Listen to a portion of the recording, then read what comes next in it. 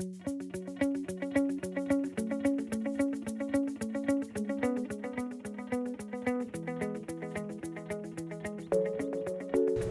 to the University of Minnesota College of Design. We are sitting in the Bachelor of Design in Architecture Studio. We're talking today about the BDA program, which is the Bachelors of Design in Architecture, which was started around 2004.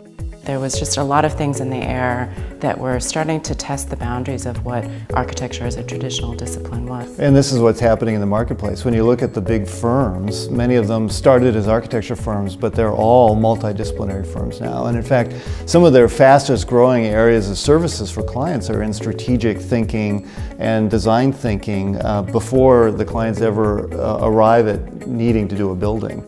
Architecture is not an island. It's integrated so heavily with so many other professions, and so many of those professions are brought into BDA workshops. A lot of the problems we face in the world are inherently interdisciplinary, and so much of higher education is so siloed and focused. And I think the BDA offers students an opportunity to take on a problem or a question that they might be interested in and look at it from a lot of different disciplinary perspectives. So in many ways, I think it's the kind of degree of the future. It's the sort of way in which I think universities will increasingly organize themselves. It was my conclusion that this is the cutting edge way to learn about design, because it is horizontal, because it is not prescriptive, it's not precedent obedient.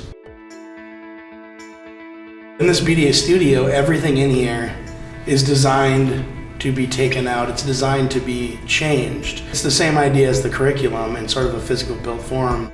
It becomes a living laboratory to work, learn, design, test out new ideas, and do it again. We're sitting right now at tables that the students designed. The form and all the details and everything came about through a study of how students wanted to work, and that all fit into a pedagogy of a BDA studio. The intention of the form was to foster collaboration, so that this was a space for 6 people, each one at one of these facets, and then likewise you can tile them together, just as we've done to have this discussion. The students are going to take ownership of the space. They're going to take ownership of the curriculum.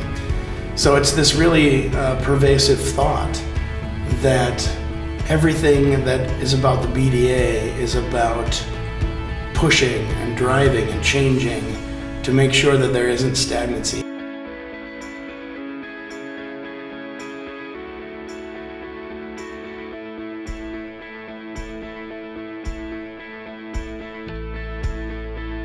It was amazing how much you just learned from a community of students who are so creative and have so much drive to push themselves, because in return you push yourself.